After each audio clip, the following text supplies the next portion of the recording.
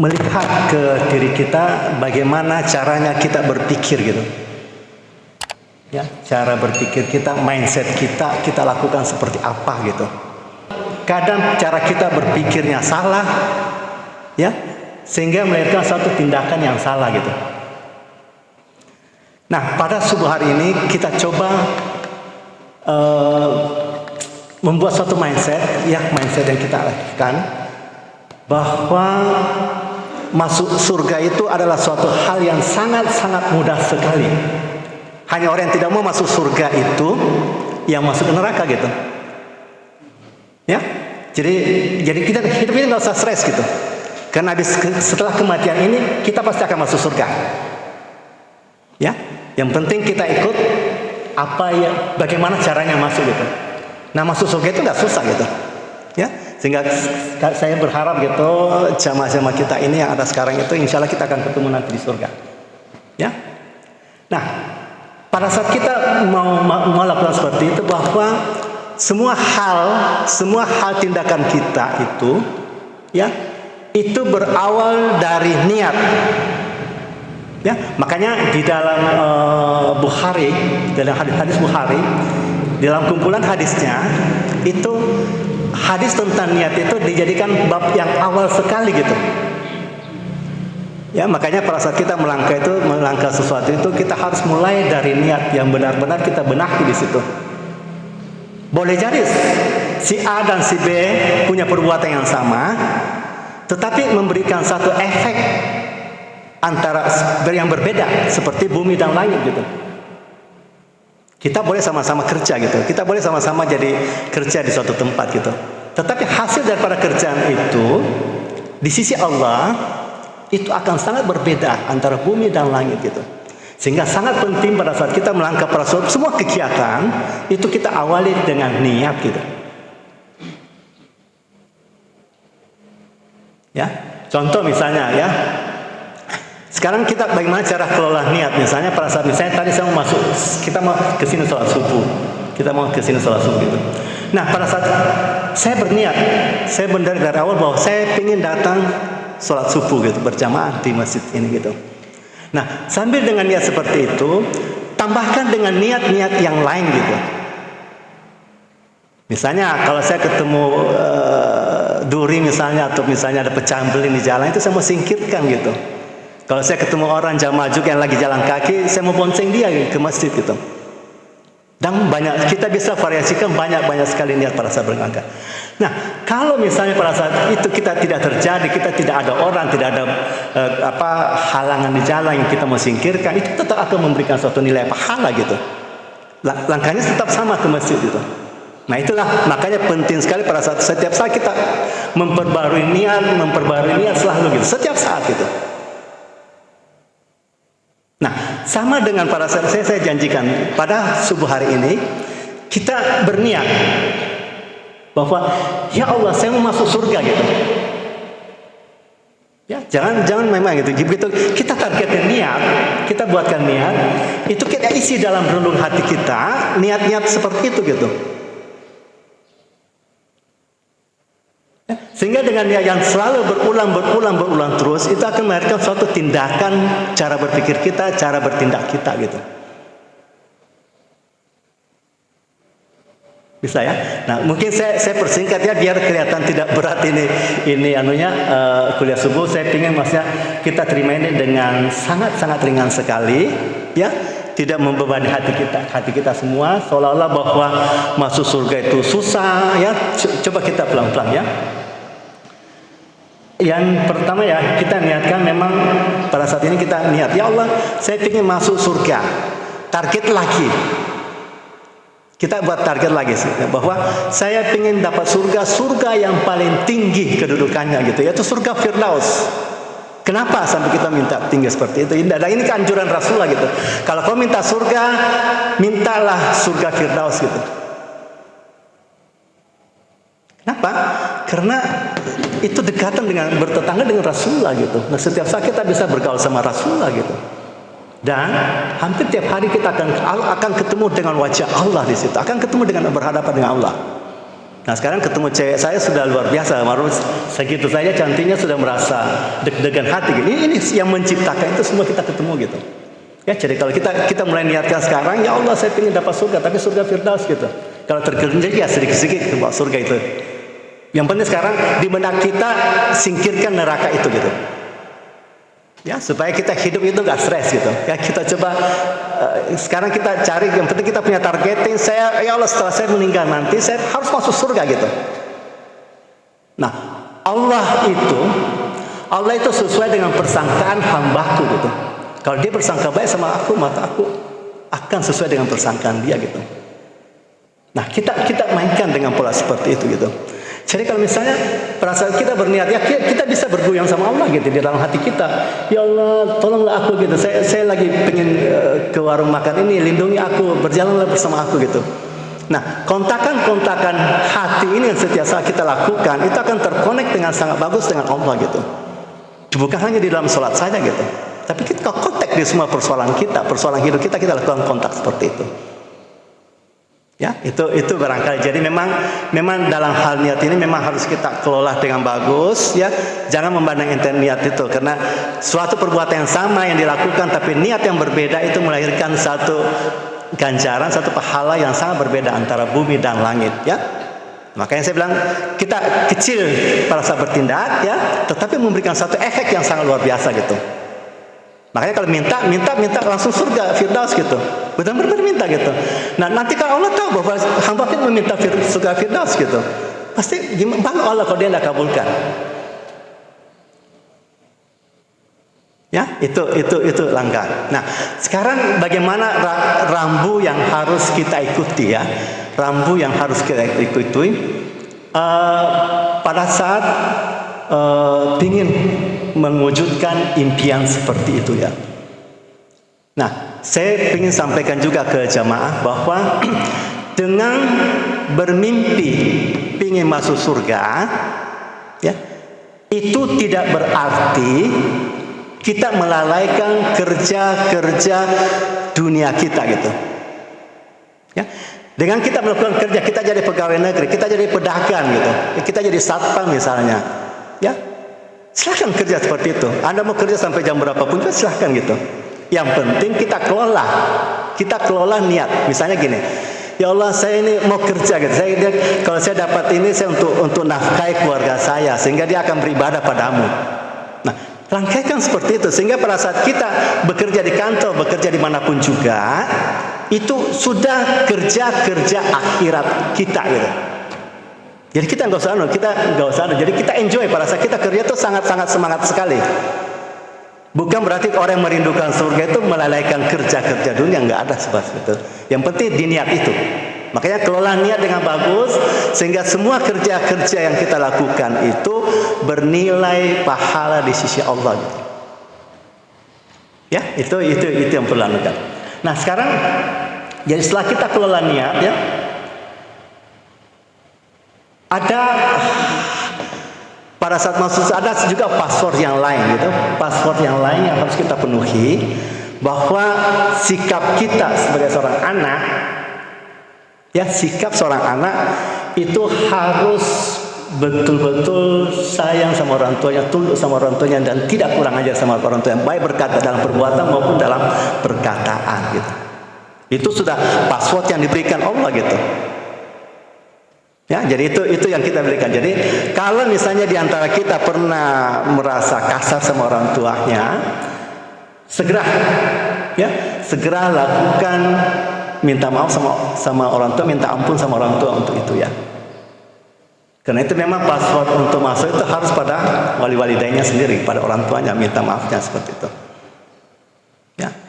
Kenapa sampai kita lakukan? Ini bukan karena misalnya kita mau jadikan orang tua sebagai Tuhan, tidak sama saya. Tapi ini adalah perintah Allah. Perintah Allah sama kita, itu perintahnya harus berbuat baik sama orang tua gitu. Sama dengan kita, sama dengan Allah memberikan perintah untuk lakukan tawaf pada Ka'bah gitu. Itu bukan karena Ka'bahnya itu yang kita manun gitu, tapi karena itu perintah Allah di situ. Ya, kita dudukkan pada porsi yang benar ya. Maksudnya itu perintah Allah bahwa lakukan tawaf di anu. Jadi kita lakukan tawaf itu bukan karena karena ketundukan kita, karena kita misalnya ingin menyembah Ka'bah misalnya, tapi itu kan karena perintah Allah untuk lakukan seperti itu, kita lakukan gitu. Sama dengan misalnya pada saat para malaikat apa semua disuruh sujud pada Adam. Intinya bukan karena Allah mau disembah, tidak seperti itu, tapi itu perintah Allah, lakukan sujud pada Adam. Itu saja gitu seperti itu. Jadi karena atas dasar perintah Allah ya, jadi kita lakukan itu atas dasar seperti itu. Saya.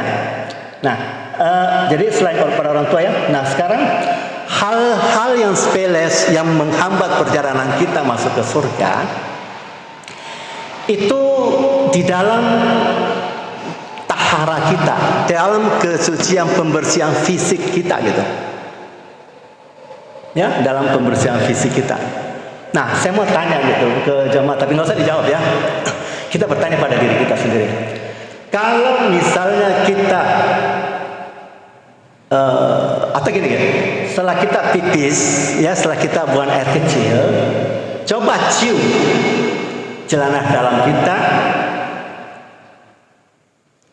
kita itu apakah mau bau pesing atau tidak gitu.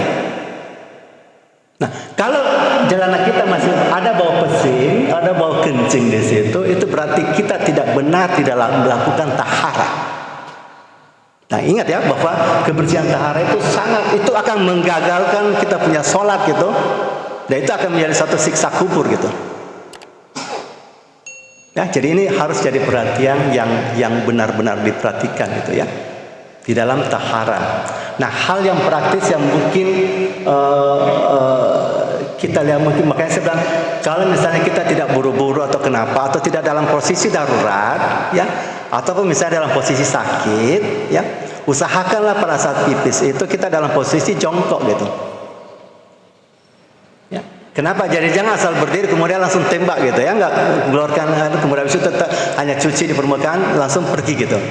Itu seolah-olah sudah membersihkan, tidak sama sekali gitu. Nah, ada satu sunnah yang mungkin bisa kita lakukan pada saat untuk tips yang sederhana. Kalau misalnya ini kita punya alat kelamin yang ada ya, itu bersihkan dari pangkal gitu. Kita urut sampai 3 kali ya. Jadi biasanya itu tertinggal di sini, tertinggal di saluran kencing sini ya. Nah, kalau kita tidak bersihkan bawah, kita hanya bersihkan di permukaan seperti ini, itu begitu kita di saluran sini masih tertinggal gitu. Begitu kita bergerak nanti setelah wudhu bergerak, itu akan keluar dari sini. Ini yang membuat celana itu bau pesing gitu. Ya. Nah, sama dengan minta maaf ini, sama dengan wanita. Wanita pada saat misalnya mau membersihkan untuk pesing seperti itu ya, itu jangan pada saat dia cebok jangan diangkat naik turun, tangannya jangan diturun, tapi satu arah ke bawah saja gitu, karena itu nanti akan membuat infeksi yang kurang bagus ya. Makanya ini hal yang harus kita perhatikan, yaitu taharanya sendiri. Nah, masuk daripada itu, yang perlu kita lakukan adalah menegakkan sholat sendiri. Ya, sholat itu tidak boleh bolong ya. Bukan karena apa, misalnya kita mau bolong-bolong nggak boleh seperti itu. Satu pun juga nggak boleh bolong. Kalau begitu bolong harus diganti gitu, dan harus tobat.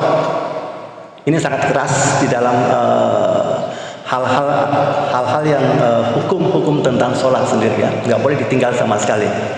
Jadi kalau mau masuk surga itu harus sholatnya udah tegak benar gitu.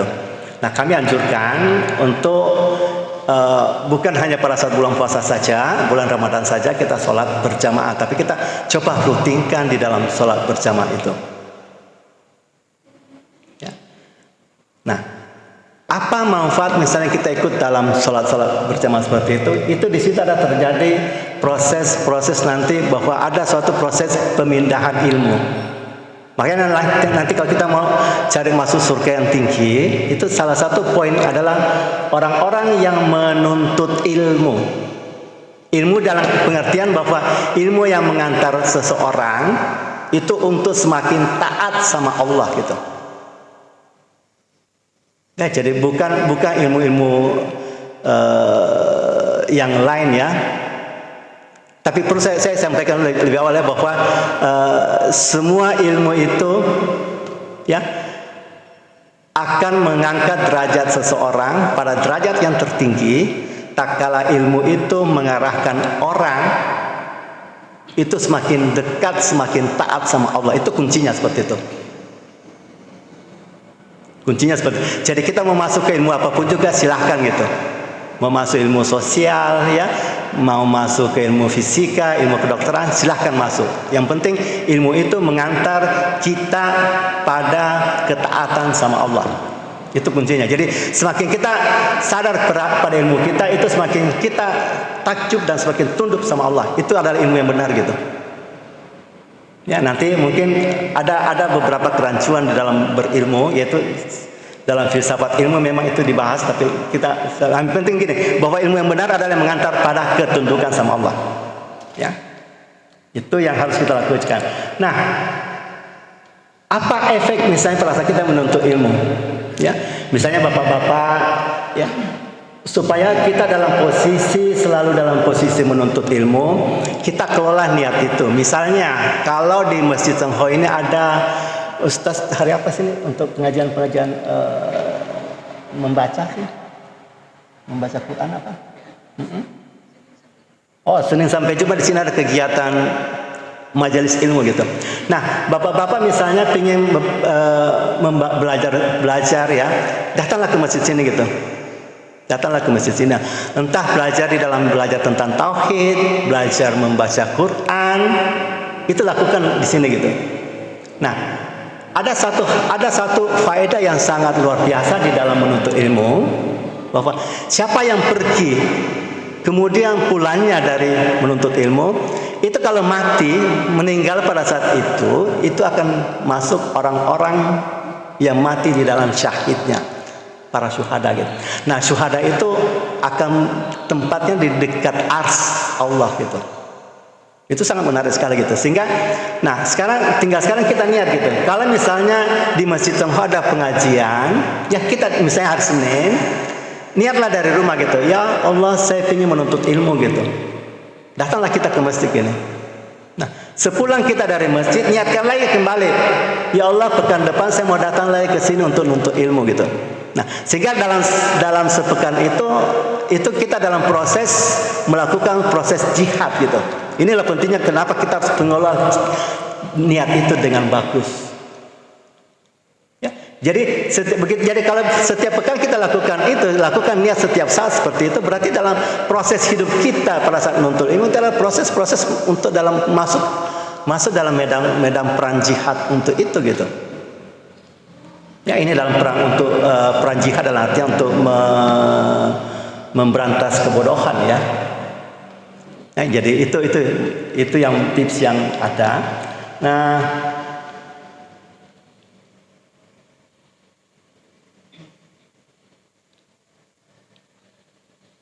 ya, jadi yang tadi saya memang pada saat hidup itu harus kita jadikan memang Al-Quran sebagai panduan hidup. Ya. Jadi caranya kita berpikir, bagaimana caranya untuk menjalankan pikiran itu, bagaimana cara mempraktekkan kerja-kerja yang ada, itu harus sesuai dengan tuntunan Al-Quran.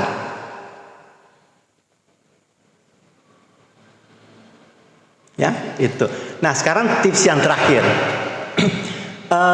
Tips yang terakhir, bahwa kita harus melakukan zikir setiap saat gitu. Lakukan zikir. Jadi zikrullah ini adalah mengingat Allah setiap saat gitu. Nah, hati kalau kita tidak penuhi dengan zikrullah, maka hati itu akan dipenuhi dengan hal yang lain gitu. Ya, misalnya suka bicarain orang gitu, kemudian dari hati kemudian ada terbetik satu niat-niat yang tidak benar gitu. Makanya untuk jadi suatu gelas, kalau kita tidak isi, maka akan diisi oleh benda yang lain gitu. Misalnya kita tidak mau isi air, maka yang dikasih masuk kopi gitu. Sementara kopi misalnya tidak cocok buat kita gitu. Nah, untuk keluarkan kopi mau tidak mau, kopinya ditumpahkan, baru masukkan air gitu. Nah, proses zikir itu yang perlu kita lakukan gitu. Itu untuk memenuhi hati kita.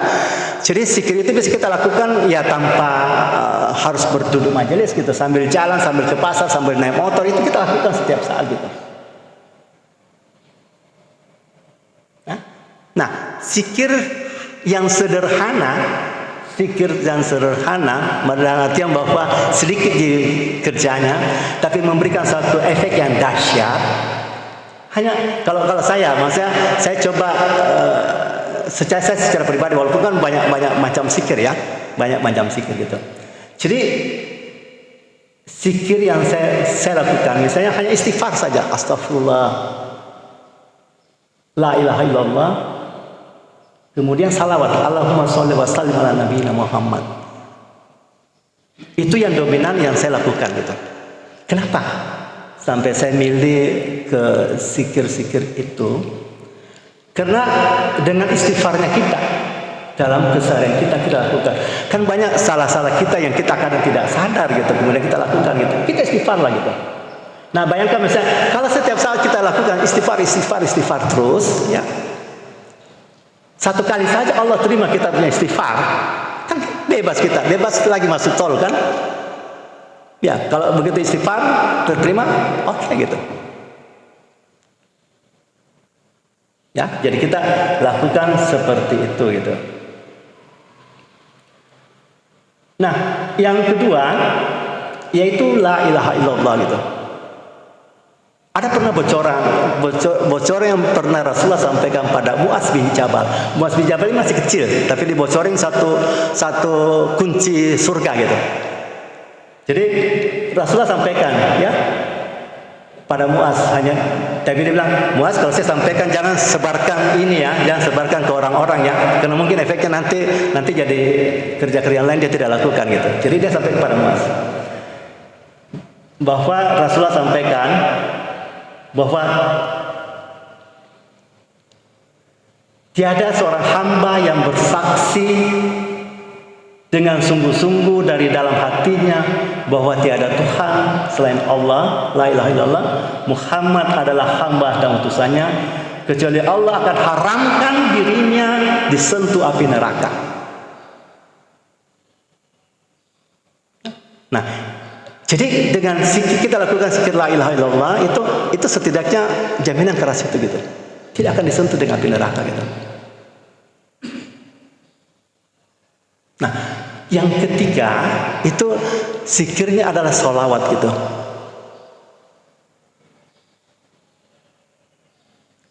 Dengan kita bersolawat, siapa yang mengingat padaku, maka kita akan membuat diri kita orang-orang yang top di langit gitu. Kenapa? Karena sekali kita selawat, maka Allah berserta para malaikat akan solawati kita gitu, akan mendoakan keselamatan kita. Apa kita nggak jadi orang top di langit gitu?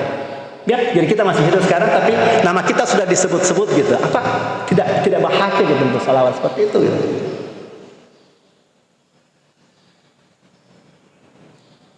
Nah, perpaduan antara la ilaha illallah sama salawat itu sendiri itu adalah syahadat kita gitu. Ya, itu barangkali yang saya bisa sampaikan. Billahi taufiq wal hidayah. Assalamualaikum warahmatullahi wabarakatuh. Bagi jemaah yang persilakan.